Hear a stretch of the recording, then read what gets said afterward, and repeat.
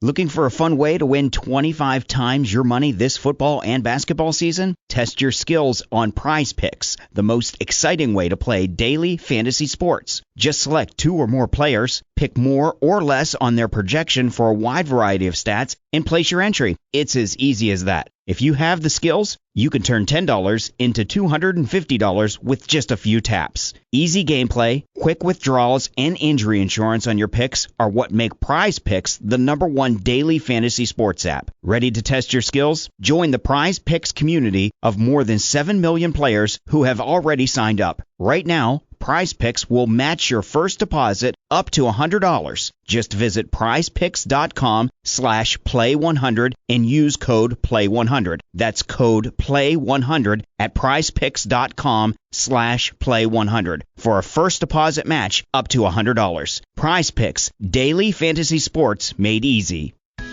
Heading downtown to a museum, sporting event, show, or for holiday shopping? Plan ahead for the Red Line service changes starting Monday, December 18th through Saturday, December 30th.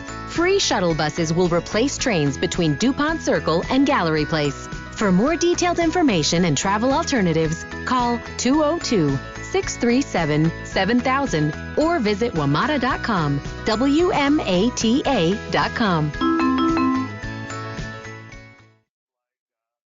Welcome to this week's Harness Racing Alumni Show.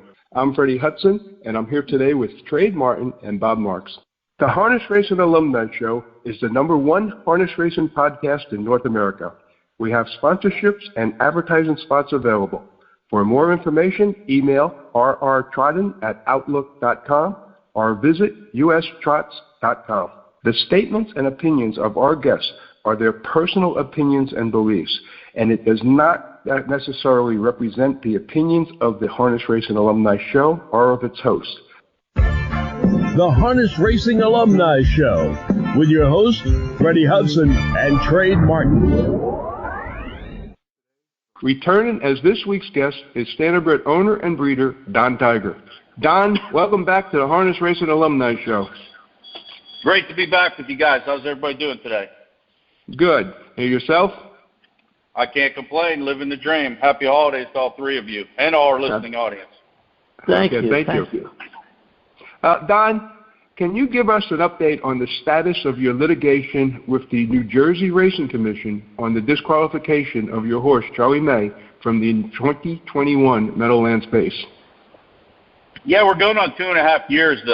The good part about it is everything's in. We're in the appellate court right now, which we feel very strongly that we're going to prevail in. Everyone's always asking for a timeline, and I guess, court systems and take a while to get to the adjudication process. But February of 22, that was when Judge Barron ruled in our favor, and naively, I thought that the Racing Commission, so did my legal counsel, thought how strong the case was that they would adopt those findings of Judge Barron. But they did not, which forced us back to appellate court. But per my attorney, he expects to hear something before February. And so we're anxiously awaiting that. But that's where that sits. Are they trying to outweigh you, hoping that you'll die waiting on this? Yeah, I mean, that's a possibility. The good thing is I just got my annual physical, and I'm good to go, and I'm healthy, and all is good. So I don't know whether that type of defense will work in this case, but we'll see. But we should be fine. We should be able to hang in there. Hey, Don, on previous shows, you had mentioned that your legal team discovered and reviewed items from the 2020 horse racing indictments. Can you elaborate on that a little? Yeah, I had mentioned that in the past, and I know that's been a topic of intrigue of late out there just in the horse racing world and everything. I have to go backwards and say my attorney was not a horse racing attorney. I repeat, he was not a horse racing attorney. He was a civil rights attorney, and he was the right man for the job for sure. But one of the things his paralegals and teams did is, when I gave him all the information, and basically he interviewed me, I gave him my exhibits, everything that I had, my synopsis of the race. the video evidence, everything, and you start culminating all of it. One of his questions, or one of his statements was, "Wow, this is a pretty corrupt industry. This is an industry with a lot of problems." End quote. And that came from somebody, again, not in the industry. So when obviously we were in the middle of the March 2020 indictments, because those indictments took place a year and a half prior to the disqualification. But what he did is he started doing a lot of the research, and his legal team, they just kept peeling back the onion, looking at, different things out there.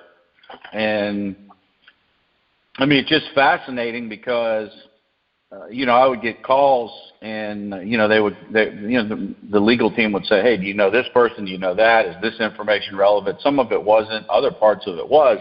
But their whole reason for doing that research was they just assumed that some of these indicted folks had to correlate back in with the racing commissions, which we do have a good bit of evidence that we can still use in further court litigations or wherever else we need to go. As you know, we did file a 1983 claim as well, so these are some other things that might come up in there. But here's people that my legal team isn't even part of the horse racing industry, and they went out there and did some extensive research and found these documents. And what's interesting is, I don't know whether it was a gaffe by the FBI or what, but when they're identifying a lot of the wiretaps and or testimony and things they intercepted, it gives the last 4 digits of phone numbers. Well, all of us can agree that the horse racing world is such a small, we have our own tight-knit group. It's pretty easy sometimes to identify people by their phone number. I mean, granted, it doesn't give the whole phone number, but any kind of simple search in the directories or whatever can identify some people that maybe they were trying to protect their identity. And again, just to step back, anything that my legal camp was doing was strictly to adjudicate the Meadowlands pace and focus on that. But I think what's strange as I sit back here as an innocent bystander and just kind of watch some of what's unfolding overall in the horse racing industry is nobody's really covered it. I don't think anybody, like if I'm the head of the USDA or I'm a racing commission person, don't you think they would be scouring these 5,000, 10,000 pages of documents too? I mean, maybe they are. I just always have gotten the opinion that, there doesn't seem to be any interest, from the regulatory bodies in racing, strictly in my opinion. But it's all the documents are there, and when people are asking, like, how are they finding out this or that, it's when a case is adjudicated and closed, that's when all this information becomes public. So, for example, like if you go to Seth Fishman's case, when Seth was sentenced, then I believe that you can pull up his case file and see the exhibits and see the testimony and correlate a lot of the activity, which I'm very proud of my legal team. They did a great job digging into data. And did we find nuggets that we could use? Absolutely. I think we'll continue to use them. Yeah, all you need with the court system is a PACER account, and then they do charge you for using it. And I think it's like a per-page charge, but the information is there through a PACER. Yeah, I've spent, I think, at least $5,000 to $6,000 on that documentation. And again, I don't even have it. I haven't reviewed it. I've gotten snippets. There was one time one of the paralegals sent me a dialogue between a thoroughbred trainer and it had to be one of the people supplying some illicit or illegal activity or legal drugs to that thoroughbred trainer. I mean, again, I just read it, and it was like reading a book where you didn't know either of the names. I kind of discarded it, but I haven't seen a lot of it. They've shared some of it with me, but I know that they have it, saved it. It's documented, and you're right. Yes, if you have a PACER account and you go through the case files, the exhibits and everything you need is kind of there. One of the things I know from my attorney, Lisa Ginelli, which I think was one of the marketing or sales representatives of Seth Fishman, she kept impeccable records. So all that stuff's out there. I mean, it's it's known. So like if people are wondering like where is this information, or this is getting released, or that's getting released, or you read this on social media, it's because the information is readily available to the public. You don't have to be an attorney. It's all out there for you. Yeah. Don, what is your opinion on Jeff Garrell's decision on excluding 33 trainers and owners from the Meadowlands? I think Jeff's just done a fantastic job, trying to clean up the sport. I mean, we can all agree that even from your past guests, and one of the big problems that I have with the racing community is nobody wants to report the news. U.S. Trots is probably the only intermediary source podcast publication that just tells things the way they are. I mean, unfortunately, we know the main periodicals in the harness racing thing do not. They don't report information. I know this personally because we've given them some information and they've chosen not to run it. And then you read different things like, Jeff Garrell and the 60 Minutes thing was coming on. Whether you like the information or don't like the information, USTA.com refused to even run that. I mean, that's just sad. We live in a society and world now where they pick and choose what can be said and done. So, Jeff, I don't know the exact tally. I think he's got $2.5 million wrapped up in this. I know that he's out of competition tested. I know that he's one of the few individuals or groups that are non-corporate that still own a racetrack. I mean, he owns his 3 racetracks.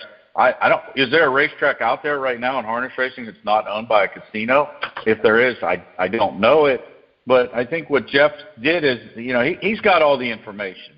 And, I go backwards. A family member just got sworn in this week. I have a family member that became a police officer in a local municipality. And it was really neat. I was invited to go to the swearing in front of the magistrate. And the family member got, ordained, whatever you want to do, sworn in to protect the Constitution and all that good stuff. And so we kind of went on a field trip, and they took us into the pit. And I thought it was in a movie because in the main pit, it was probably a room 20 by 25. There was televisions everywhere, detectives, police officers.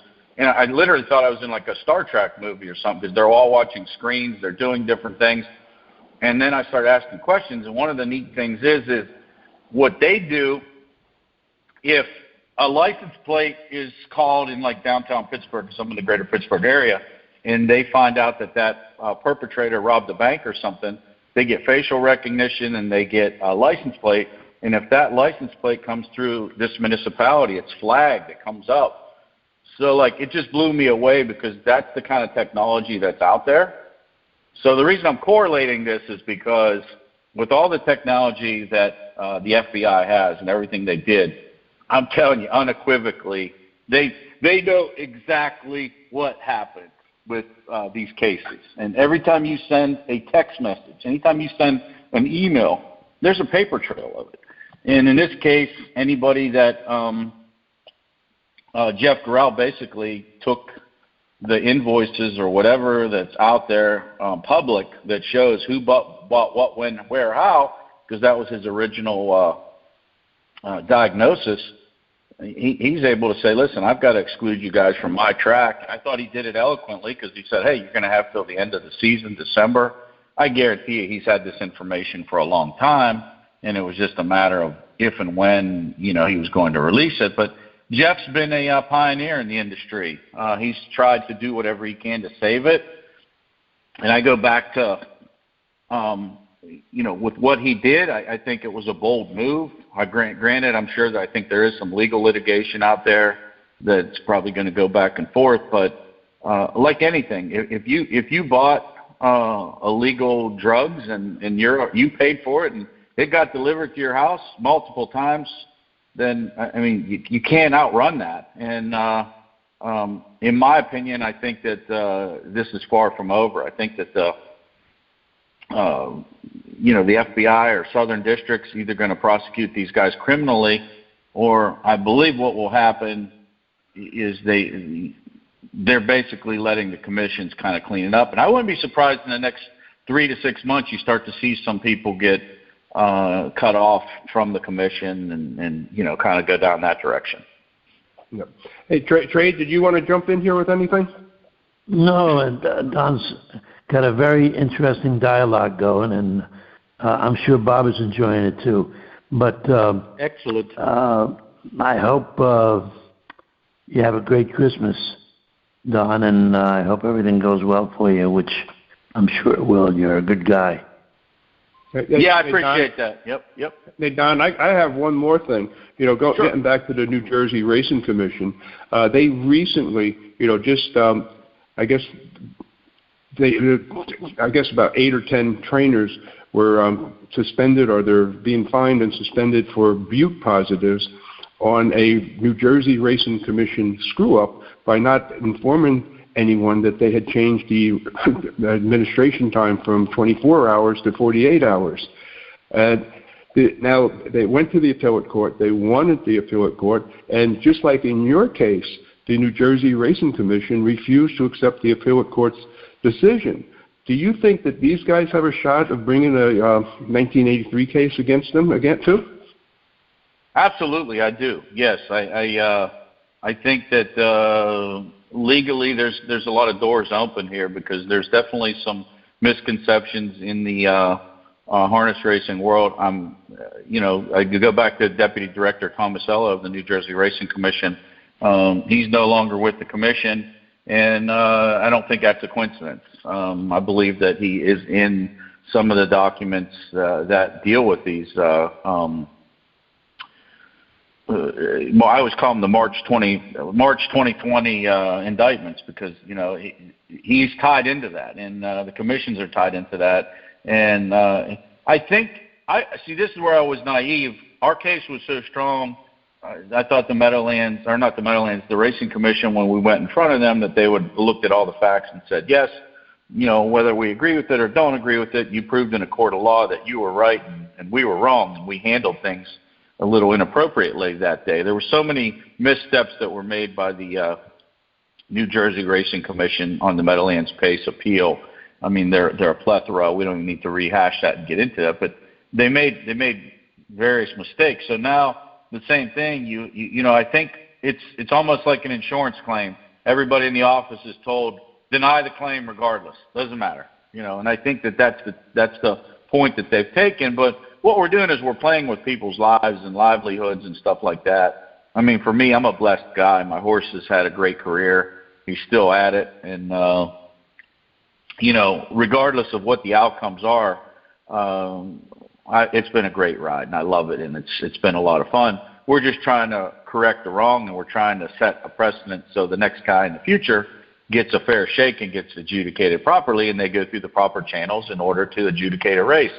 And I still feel that we're having issues with that right now. I don't think they're doing everything that they can. That goes back even to the Shane Falco thing in Ohio. If you thought the Charlie May disqualification was bad, then the Shane Falco one was horrific. And Bob, you saw that one, remember? Yes, I did. No, I totally agree. That horse never should have been taken down. Shane Falco. Never in a million years. Yeah, that was your quote. But my point is then when you start to peel back the onion, the judge never talked to any of the drivers again, and that's in the bylaws. Like if your bylaws are that you have to read someone their Miranda rights when they get arrested, well, then you have to read their Miranda rights. So that's part of the problem with these commissions. They don't want to follow their own rules, and it's all fly by the seat of your pants, and it's where we've gotten to this point in time. And I don't do social media. I'm not a social media guy. And, occasionally people will send me something, and I don't read. There's a guy, Harness Racing Uncovered or Extracted or something like that. He did a Christmas video that was recently published, I think, a couple days ago, and someone sent it to me in a link, and I watched it. And as I'm sitting there listening to it, I'm just blown away because he was reading directly from one of the transcripts, and it mentioned a trainer named Jeffrey Gillis trying to get drugs, I think, in or out of Canada. And, you peel back the layers, and that's Mark Ford's harness trainer in New York. And, there's one of the most well-respected trainers that's employing a gentleman that is, I believe he's on the excluded list from Jeff Corral. So obviously they've got records of him buying activity, and he's on a wiretap. And this is a USTA director's trainer. I'm assuming that as this has come to light, that he'll probably be, I'm sure Mark will be getting a different trainer due to his political positions and stuff, head of the SBNOAJ, and he'll be removing him as a trainer. But it's still kind of troubling that these are the kind of things that are happening, and I'm sure the New York Racing Commission or New Jersey Racing Commission will probably get involved in that in some manner. So you just wonder, why it's taken 2 or 3 years to then I believe it's just because the USTA and everybody's just turning a blind eye to it, and they're just, ignoring it. But Dave Briggs, I mentioned earlier, I really don't trust any of the media sources, and Harness Racing Update, I don't read it because, again, they don't report the news properly either. But I got to really commend Dave Briggs. He wrote an article at the end of November, and anybody who's out there, Google it, try to find it. It said, you got to be crazy. He mentioned Mr. Magoo, we need change in this industry. And his article was eloquent. It was perfect. It was spot on. That said, status quo is not working. We've got to get this stuff fixed, and no one seems to be doing it. So I don't know who it is, but I go back to that movie, A Few Good Men. Everybody knew that the general or corporal or whatever he was ordered a code red. But when he finally said it and admitted to it, or the evidence was there, Kevin Bacon had no choice but to arrest him and move forward. So I'm assuming now that some of this stuff continues to come to light, and the whistleblowers and the folks out there, and they're releasing it. Well, and I think you're going to start to see the commissions act, and I think at the very least, then you're going to see the Southern District act. Well, with that, I'm going to close the show out. And I do want to point out that when you mentioned U.S. Trots is the Harness Racing Alumni Show. That's exactly correct, yes. The Standardbred Retirement Foundation has been rescuing and caring for Standardbreds since 1989. They now have over 470 horses in their care. Find out how you can help. Visit adoptahorse.org, the Standardbred Retirement Foundation. Don, I want to thank you so much for joining us today. Pleasure's mine. You guys have a great holiday. It's always good to touch base at the end of the year. Let's end it on a positive note, too, and may the horse be with everybody in 2024. Merry Christmas, Don, and the same to all our listeners. The Harness Racing Alumni Show is the #1 harness racing podcast in North America and is listened to worldwide on multiple platforms, including Spreaker, iHeartRadio, USTrots.com, HarnessLink, Google Podcasts, and many others. Please join us again next week. The Harness Racing Alumni Show.